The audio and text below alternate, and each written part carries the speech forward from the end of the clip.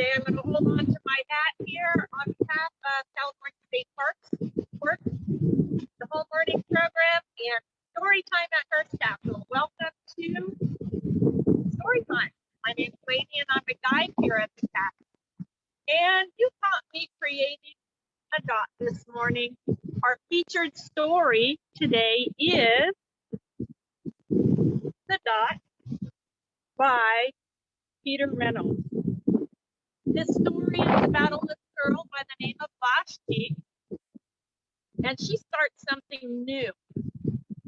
And it is an art class, and she's a little afraid to start something new, and she doesn't think that she can draw. How about you? When was the last time you started something new, and how did you feel doing it? If it was easy, it might have felt one way to you. But if it was difficult and you thought that you couldn't do it, it might have felt hard and you weren't quite sure. And then lastly, do you like to draw? After we read our story today and learn about Vashti and the dot, we will take a tour around Hearst Castle to learn about creative artists that have created their mark here at Hearst Castle. All right, we're going to dive right in and start with our story today.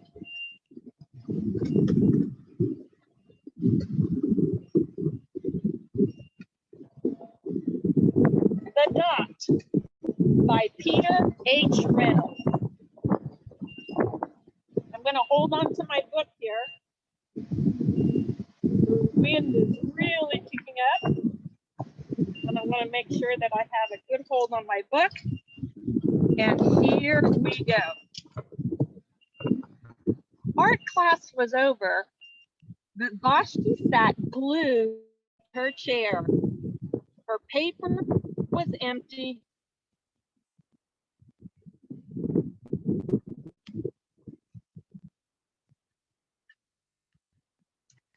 Vashti's teacher leaned over the blank paper.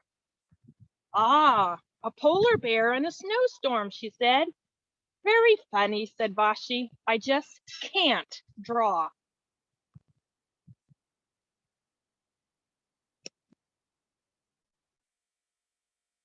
Her teacher smiled. Just make a mark and see where it takes you. Vashti grabbed a marker and gave the paper a good, strong jab. There.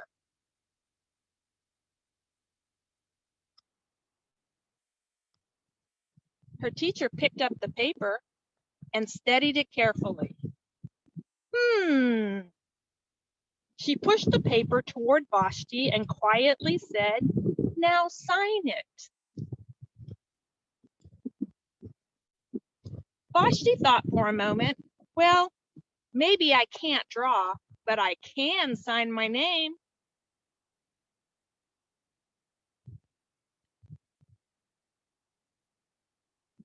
The next week, when Vashti walked into art class, she was surprised to see what was hanging above her teacher's desk.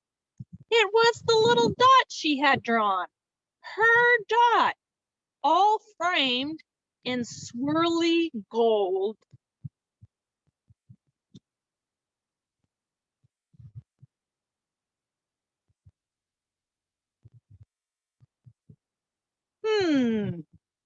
I can make a better dot than that. And she opened her never-before-used set of watercolors and set to work.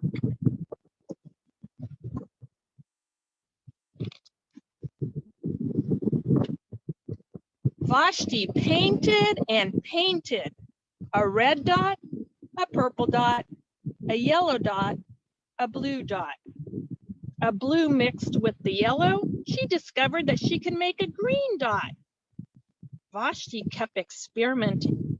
Lots of little dots in many colors.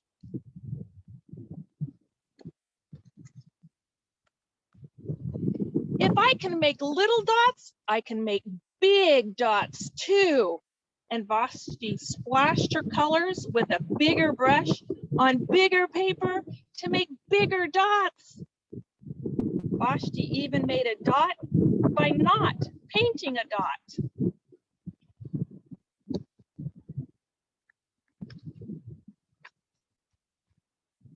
At the school art show a few weeks later, Vashti's many dots made quite a splash.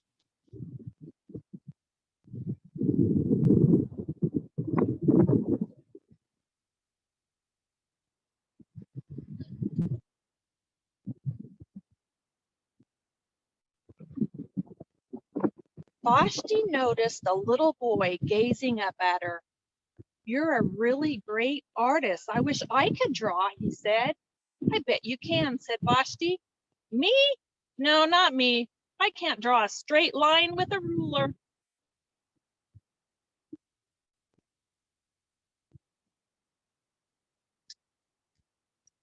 Vashti smiled. She handed the boy a blank sheet of paper. "Show me." The boy's pencil shook as he drew his line.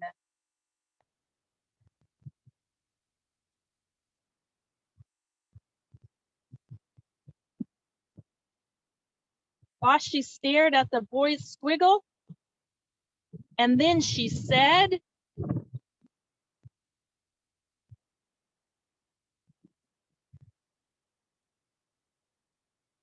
"Please sign it."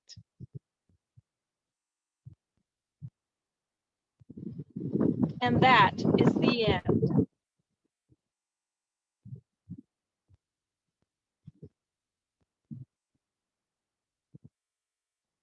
This was my start at my dot. And today we're bringing attention to some of the unsung heroes, the creators, the artisans of Hearst Castle. Vashti started her artwork with a plain white piece of paper and a marker. And the artisans and the craftsmen here at Hearst Castle, they use different tools and different mediums to do their artwork. We have seen artwork created on marble, on concrete, on wood. They've painted, they've used sand in their concrete, water, and different things. It's a lot of different mediums in order to be creative and make the beautiful things that we will be seeing today at Hearst Castle. The first person that I would like to bring attention to is Lorenzo Cardini. He was a person who carved into marble. He was a stone carver. And here on the main terrace, we have work that he created on the lily pond. This lily pond is a 4-leaf clover-shaped pond. And he has used his tools and carved it all the way around beautiful lily pond. This lily pond was made out of concrete. It is 22 inches deep. There are lily flowers in this lily pond, and a few fish. The fish related were added to the pond in the 1990s.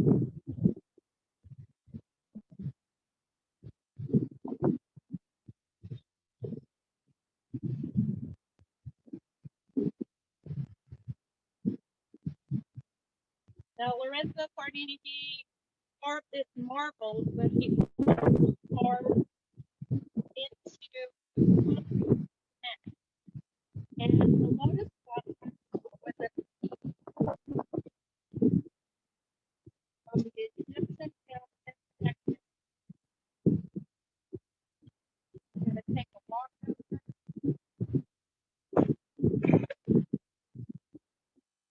and see a lotus blossom.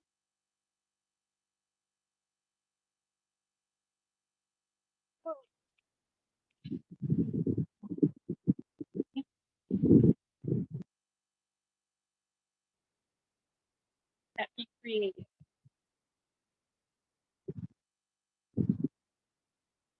And we're on the back side of what we call the Sekhmet Fountain. And this is one of his creations, where he took his tool and put the detail into this cast concrete. All right, from here we'll take a walk back up onto the main terrace and see some woodwork. Right, a different track. We have a rose bush that's come down here.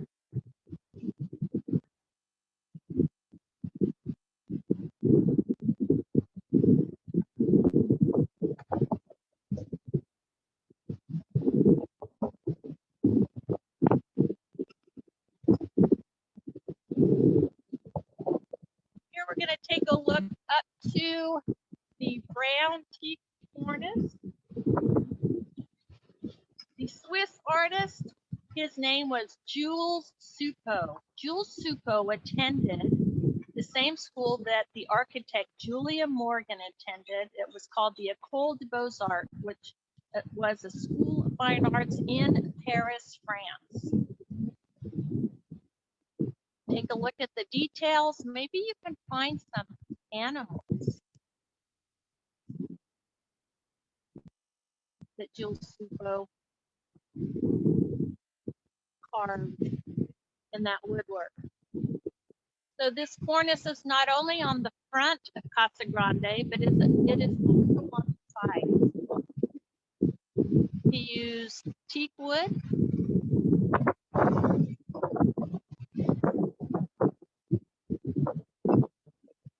All right, and then if we come down, there is an iron grill door.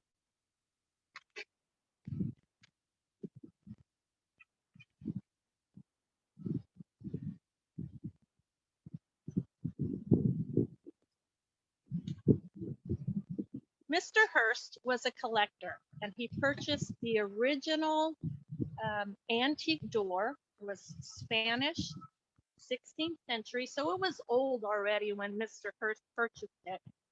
And it did not fit the main entrance to the house. So Julia Morgan, the architect, hired and had Mr. Ed Trinkeller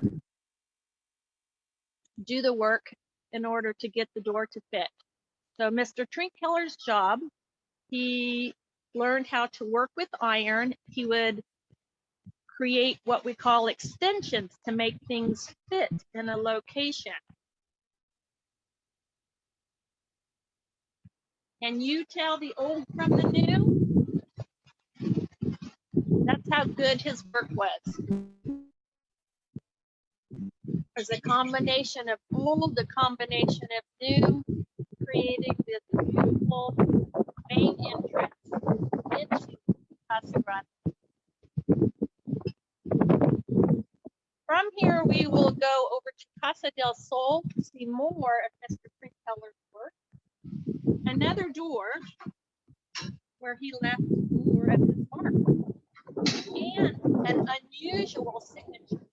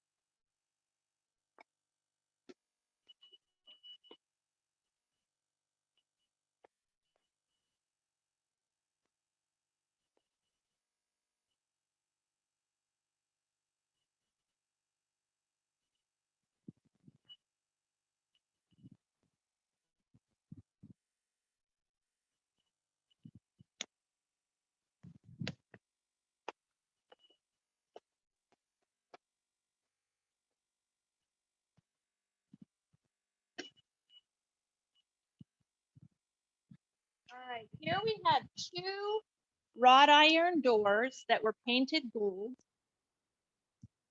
Mr. Trinkkeller created them both. And he used characters from a 1855 book written by William Bush called Max and Marie. He used characters from that book. And the one character that I would like to bring attention to is this one right here. It is thought that when he was making these doors, he put his own picture in it, and that was his way of signing his work.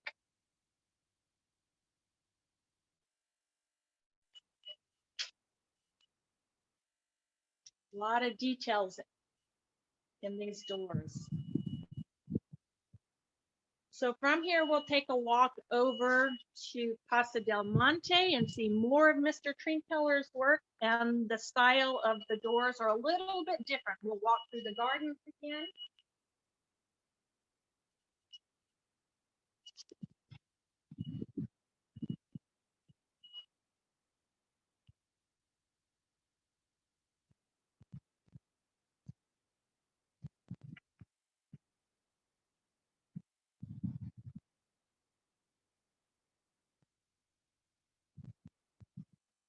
Our roses are still in bloom. We have several different colors.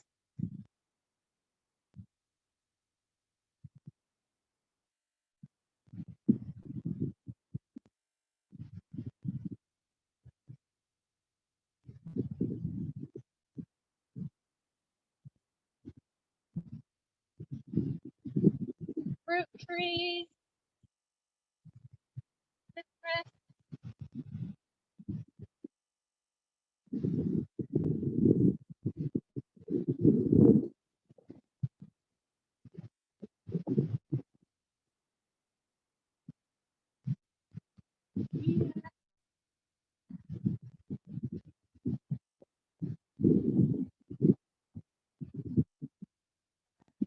These doors were also painted by color. And if you can see, the design on them are a little bit different. Made of wrought iron with an iron craftsman and painted gold.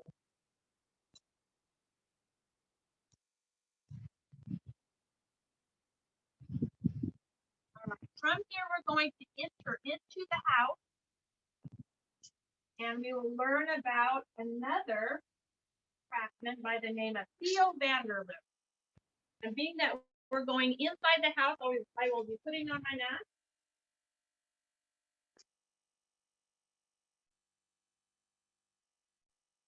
Here we go.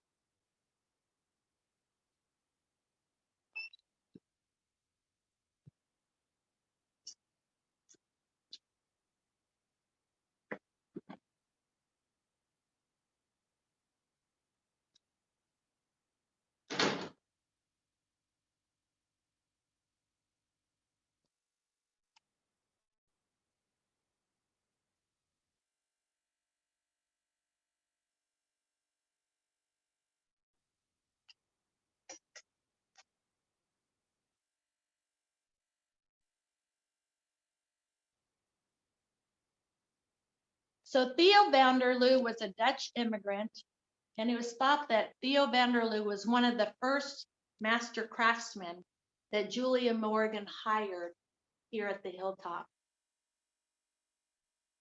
Being a master craftsman, he had a crew that worked with him, and one of the people in his crew was his son, John Vanderloo, and he also helped his father make and create here on the Hilltop.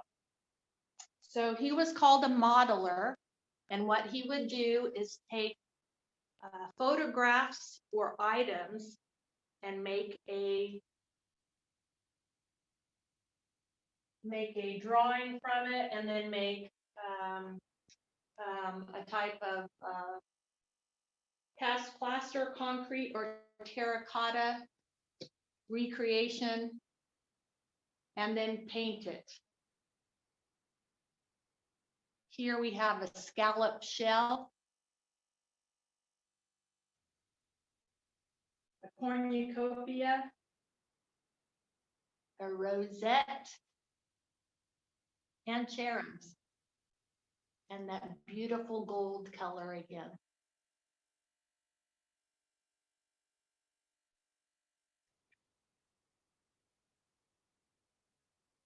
And from here, we'll take a walk over into another bedroom and look to see what a window looks like with a mullion.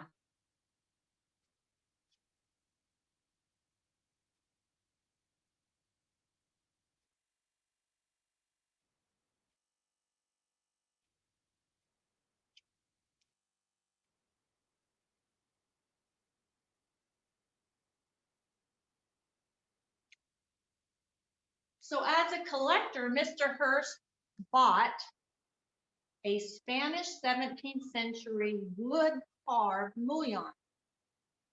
One of these mullions is the original, and the other is a copy by Theo van der Loo. Can you tell the difference between the two?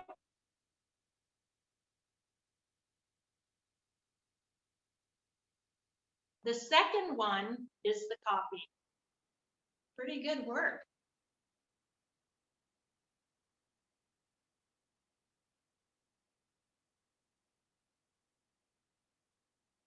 So Theo van der Loo's job of recreating, taking a theme and carrying it on can be seen all around that window. From here, we'll take a walk over to the sitting room and see another view.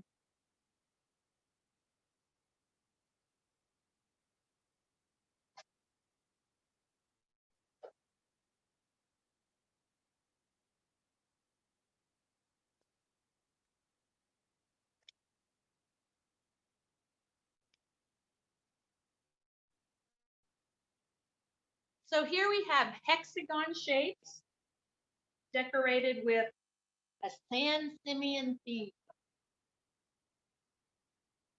The actual word San Simeon are carved into part of some of the hexagons, along with eucalyptus leaves that go around it.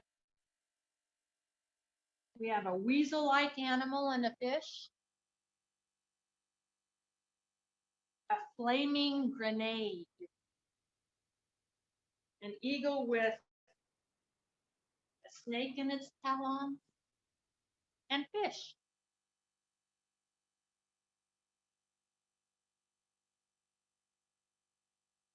And a gold ceiling. Frank Humrich and crew was the painter.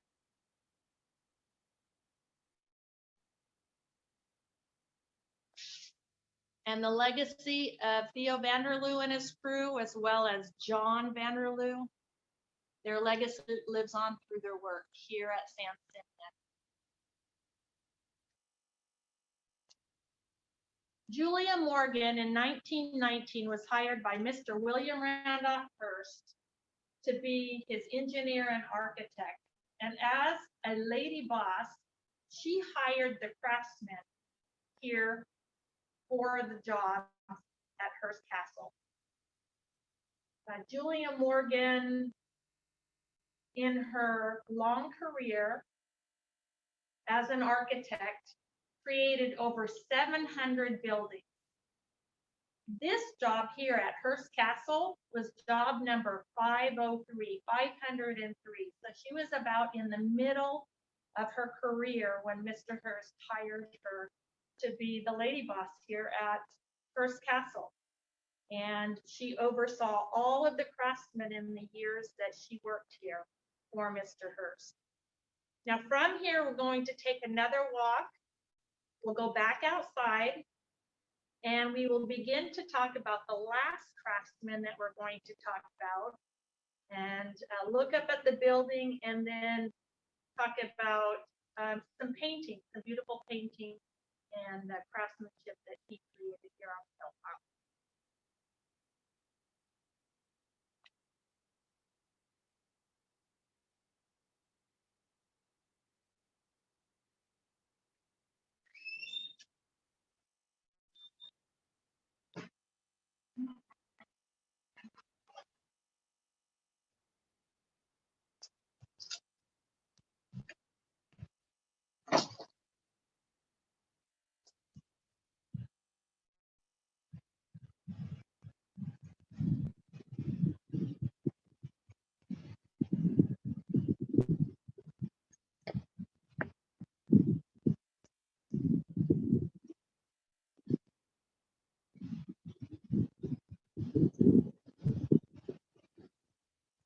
All right, as we look up at the front of Casa Grande, the big house, I want to draw your attention to the third floor.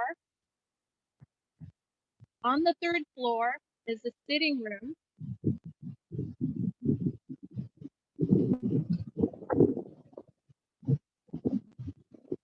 Mr. Hearst's private work study. And in that private work study, the Gothic study, Camille's salon decorated and painted portraits with stories from the Bible and from other sources. And one of the pictures is Jonah and the whale.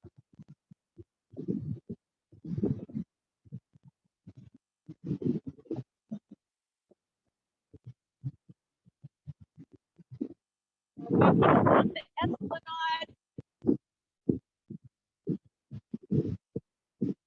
making our way toward what's called the North Wing. In the North Wing is another sitting room where Camille's salon painted arches. And in that room,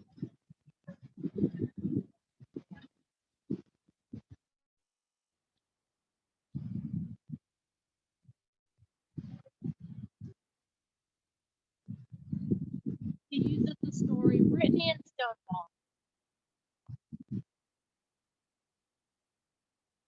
The stories run from left to right with the name and the title of it at its center. And then behind, on possibly one of the last arches in that room that Camille Salon worked on, are the initials CX. And we like to think that that was Camille Salon's way of signing his work. Now we will carry on walking, taking in more of the garden. Still have a few fuchsias that are on the plant.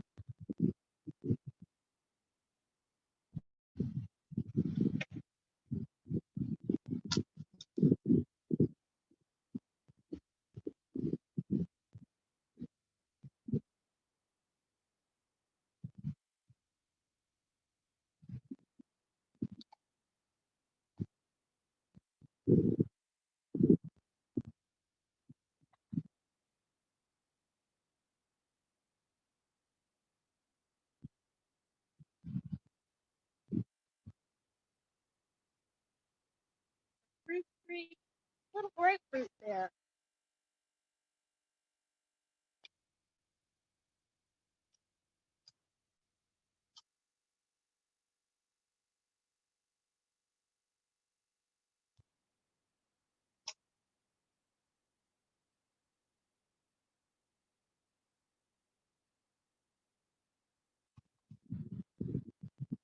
Now we're getting ready to make our way into the indoor pool area called the Roman pool area. And as we make our way down, I want to bring attention to the tennis court. Mr. Hearst loves to play tennis. And this is actually the top of the pool that we're getting ready to see.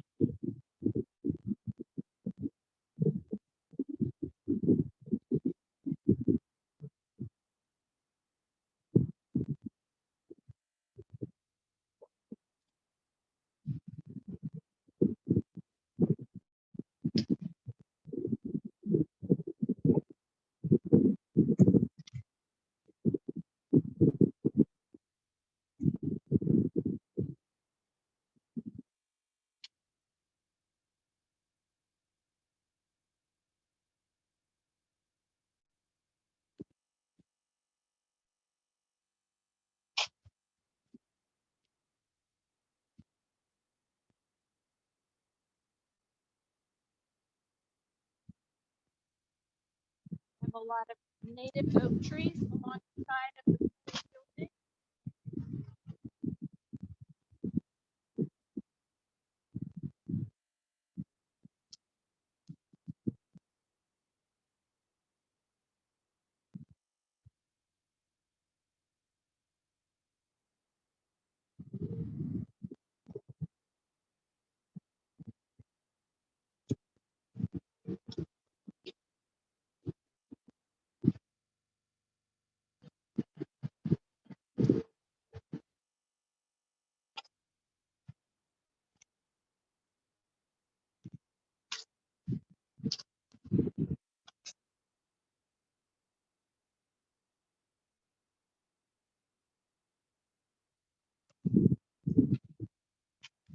welcome to the indoor Roman pool.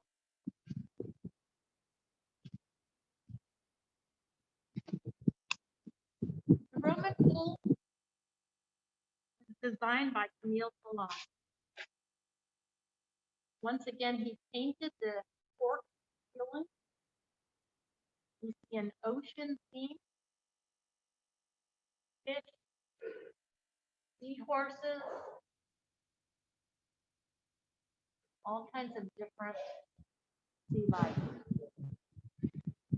In this room, Mr. Salon also uses Italian mosaic tiles of different colors, and he uses tiles that have 22 to 24 karat gold fused in between the different tiles, creating the images that you see.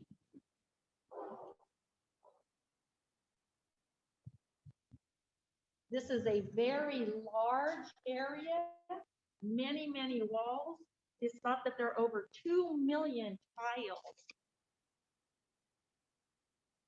that decorate the walls in this room.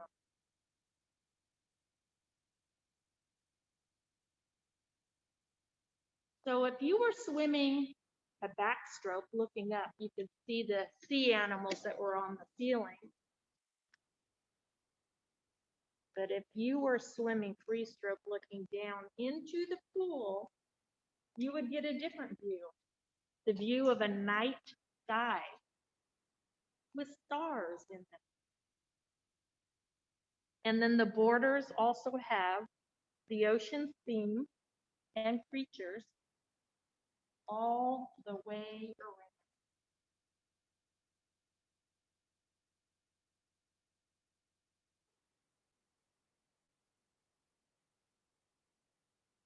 So Julia Morgan and the artisans or the craftsmen here at San Simeon, although Julia Morgan was most popular for her work here at San Simeon, the artisans and the craftsmen, many of which we call the unsung heroes, and we continue to do work on them and bring their work to light so that people know who they were and the name behind their phenomenal work, such as Camille Salon. Like Vashti in our story, she started with something. Sometimes we start something new. It's not always easy, but we persist. We become brave through the process of learning and learning new skills and keep going forward. And then we get a little more comfortable with it. And then maybe you share that talent with someone else, like Vashti did with the little boy in the story. Mr. Hearst created something here at Hearst Castle, and he began to realize about 7 or 8 years into the process that this was going to be something special, and he too wanted to share it with the people in the state of California, and people from all over the world come to see Hearst Castle. And in 1958, it became a state historical monument. So, like in our story, something I did not do is sign my work. So I want to sign my work, and I hope that you, maybe today or here in the near future, you'll get a blank piece of paper and you'll make your mark on it and share it with someone. Maybe draw a picture for someone in your family, give it to a friend, maybe a neighbor or someone in your community. We look forward to the day that Hearst Castle is open again and you can come in person and experience the different craftsmen, the unsung heroes, learn a little bit more about Julia Morgan, William Randolph Hearst, and see it with your own eyes. Thank you for joining us today, and have a great day.